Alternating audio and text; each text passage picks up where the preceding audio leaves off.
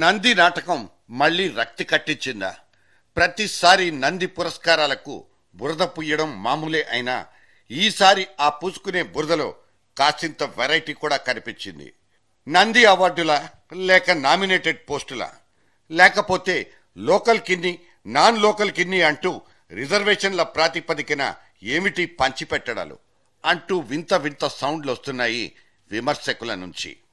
ఇంతకు ఈ పురస్కారాల్ని ప్రతిభకు ప్రమాణాలుగా పేర్కొనవచ్చా, లేకపోతే just షోకేజుల్లో బొమ్మలనుకోవచ్చా?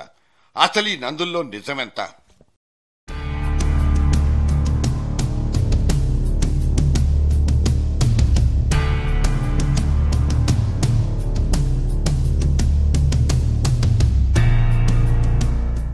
It's my non controversial Nandi అంటూ ఒకప్పుడు హీరో జగపతి బాబు వేదిక మీదకెక్కి గర్వంగా ప్రకటించుకున్నప్పుడు మిగతావన్నీ కాంట్రవర్షియల్ నందులేనా అంటూ నొసట్లు చిట్లించుకుంది తెలుగు చిత్రసీమ.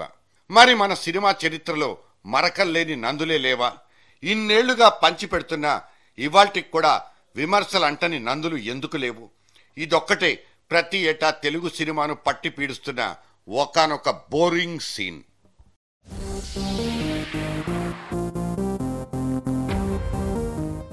24 క్రాఫ్ట్స్ 2/12/24 కళారీతుల్ని ఒకే ఒక్క ఫ్రేమ్లో బిగించి చూపించగల సర్వసత్తాకమైన గడసరి సొగసరి ఈ సినిమా. కేవలం 2 లేదా 2.5 గంటల్లో తెర మీద మరో ప్రపంచాన్ని ఆవిష్కరించడం అంటే సదరు టాలెంట్ను నెత్తిన పెట్టుకుని పూజించుకునే తీరాలి.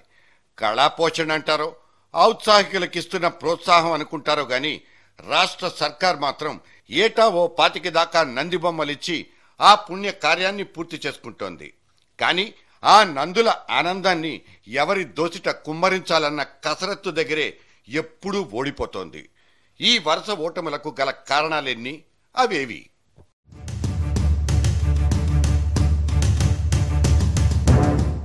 ఇందులో మొట్టమొదటిది పరకాయ ప్రవేశమనబడే ఒకానొక సర్కారీ ఇన్ఫ్లుయెన్స్. ఎస్, నందుల జారీలో ప్రభుత్వాల జోక్యం ఉండకూడదన్నది తొలి నిబంధన. కానీ జ్యూరీ సెలక్షన్తో మొదలు పెడితే తుది జాబితా ఖరారు దాకా ప్రభుత్వాలు వేలు పెట్టడం తప్పనిసరవుతోంది. చీఫ్ మినిస్టర్ ఓకే చెప్పి సంతకం పెట్టిన తర్వాతే ఏ నందులకైనా అనౌన్స్మెంట్ జరిగేది. ఈసారి కూడా క్యాంప్ ఆఫీసే కీలకం.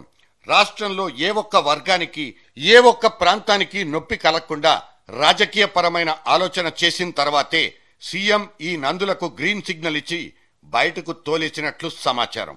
ఒక జైబోలో తెలంగాణ ఉత్తమ జాతీయ సమగ్రతా చిత్రమైనప్పుడు, ఇంకో ఎర్ర పాటల గద్దరన్న బెస్ట్ ప్లేబ్యాక్ సింగర్ అన్నగా మారినప్పుడు సీఎం చేతివాటం ఒక్కటే అక్కడ కనిపించేది.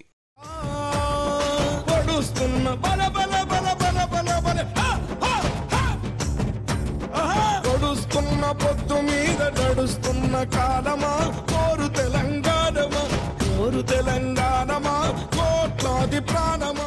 ఆ మాటకొస్తే ఉద్యమ వేడికి టాలీవుడ్ ఇప్పుడు కాదు ఎప్పుడో సరెండర్ అయిపోయింది. కోట్లు పోసి కట్టుకున్న సినిమా సెట్టింగ్స్ హారతి మంటలుగా తగలబడిపోయినప్పటి చేదు జ్ఞాపకాలు, ఒక్కోసారి రిలీజ్ డేట్లను కూడా ముందుకు వెనక్కు జరిగిన నేపథ్యాలు ఇక్కడ గుర్తుండే ఉంటాయి. అందుకే మన సర్కారీ కూడా నంది పురస్కారాల స్క్రీన్ ప్లేని కూడా తనకు అనువుగా మార్చేసుకుందా?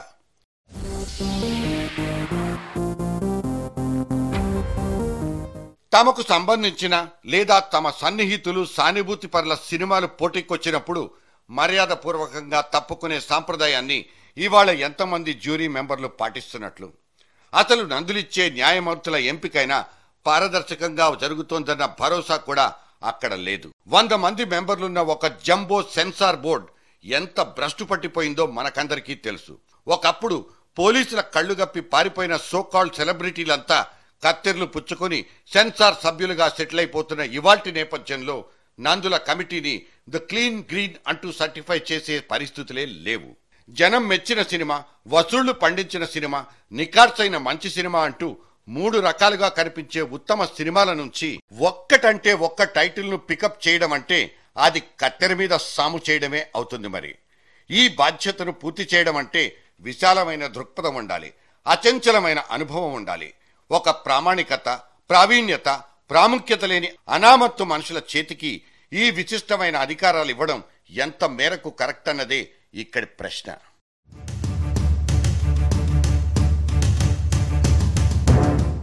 ఇవాళ నందుల ప్రకటన నుంచి జాలువారిన మిక్స్డ్ రియాక్షన్స్ కూడా జ్యూరీకి గుణపాఠాలనే నేర్పేస్తోంది. ఇక్కడ రాజన్న వేషం వేసిన నాగార్జునకు ఆనందం అనిపించొచ్చు. సీతమ్మగా రాణించిన నయనతారకు సైతం it's a so happiest moment. వచ్చిన వాడు పొంగిపోతాడు, రానివాడు కుంగిపోతాడు. ఇదంతా కామన్. నాకు స్పెషల్ జ్యూరీ అవార్డు వచ్చింది. దానికన్నా ఆనందం ఏమిటంటే యానీ, ఆ చిన్న పిల్ల, తనకి బెస్ట్ చైల్డ్ ఆర్టిస్ట్ అవార్డు వచ్చింది. ఈ అవార్డు జ్యూరీ మెంబర్స్కి థ్యాంక్ యూ వెరీ మచ్. కాకపోతే తెచ్చుకోలేకపోయానని కుమిలిపోవడం కంటే రాలేదని కడుపు కొట్టుకోవడమే ఇక్కడ ఎక్కువగా కనిపిస్తుంది.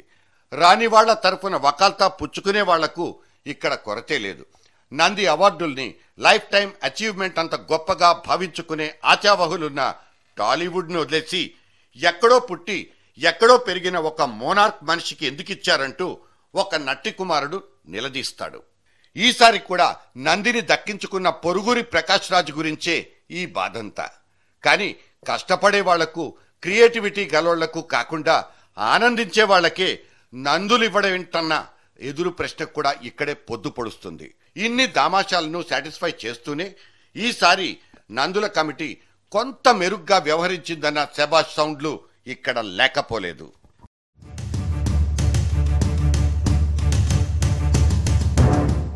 వ్యాపారాత్మకంగా ఫలప్రదమై బాక్సాఫీస్ దగ్గర ఇరగదీసిన దూకుడు లాంటి కమర్షియల్ ఫ్లిక్స్ తప్పిస్తే శ్రీరామరాజ్యం లాంటి ఒక మంచి ప్రయత్నం ఎవరికీ కనిపించిన దాఖలాలు లేవు. ఇక్కడ మాత్రం మన వాళ్ళు మంచి మార్కులు కొట్టేశారు. చెప్పింది రాముడి కథే అయినా మరింత రమణీయంగా చెప్పజూసిన బాపు శ్రమకు, సృజనకు, సాహసానికి రాష్ట్ర సర్కార్ పట్టం కట్టేసింది. ఫిలింఫేర్ లాంటి పెద్ద పెద్ద జ్యూరీల బుర్రల్ని కూడా అడ్డంగా ఓడగొట్టేసింది.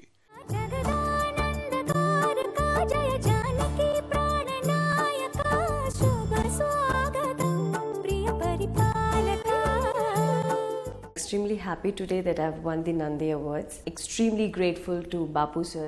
మా చిత్రానికి 7 అవార్డులు రావడం చాలా సంతోషంగా ఉందండి. ఇప్పుడు యంగర్ జనరేషన్కి రామాయణం గురించి తెలియాలని, రాముడి పరిపాలన ఎలా ఉంటుందో చెప్పాలని ఆ ఉద్దేశంతోనూ చేసిన దానికి ఈ రోజున ఈ అవార్డుల రూపంలో ఫుల్ఫిల్ అయిందని నేను ఫీల్ అవుతున్నాను. ఇలాగే బడా అనిపించిన ఇంకో నిర్ణయం కూడా నందుల కమిటీ దగ్గర కనిపించింది. సొంత చెమురు వదిలించుకునైనా సరే దర్శక నిర్మాతల వేషం కట్టి స్వచ్ఛందంగా సినిమాలు తీసే యువకులాన్ని ఈసారి నందులు ఆనందపరిచేశాయి. ₹1 కోటి దాకా జేబు డబ్బుల్ని పోగొట్టుకుని తను తీసిన ప్రయోగం అనే సినిమా థియేటర్ల దగ్గర బోల్తా కొట్టిన నందుల కాంపిటీషన్లో నెగ్గటం ఒక ఔత్సాహికుడికి ఊపిరి పోసింది. సార్ ఒకసారి న్యూస్ చూడండి.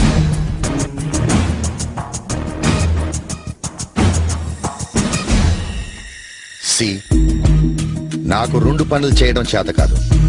1, నా ఫెయిలియర్స్ కి ఇంకొకరు కారణం అని చెప్పడం. 2, ఇంకొకరి మీద డిపెండ్ అవ్వడం. నందులేంటి గడ్డి పారేస్తే వచ్చేస్తాయంటూ తీవ్రమైన కామెంట్తో కలకలం సృష్టించాడో సీనియర్ మోస్ట్ నటుడు. తనకు రాలేదన్న అక్కసుతో అన్నారా, లేక నంది అవార్డుల ప్రదానంలో విశ్వసనీయత లోపించిందన్న క్లారిటీతోనే అన్నారా తెలీదు, కానీ ఆ మాటైతే అనేశారు. హైదరాబాద్లో 98% గవర్నమెంట్ అవార్డుల రికమెండేషన్ చేస్తేనే వస్తాయి. ఇది చాలాసార్లు చెప్పాను. ఈ నంది అవార్డులని చాలా అన్ని డబ్బులు ఇస్తే అక్కడున్న వాళ్ళు పట్టుకుంటే వస్తాయి.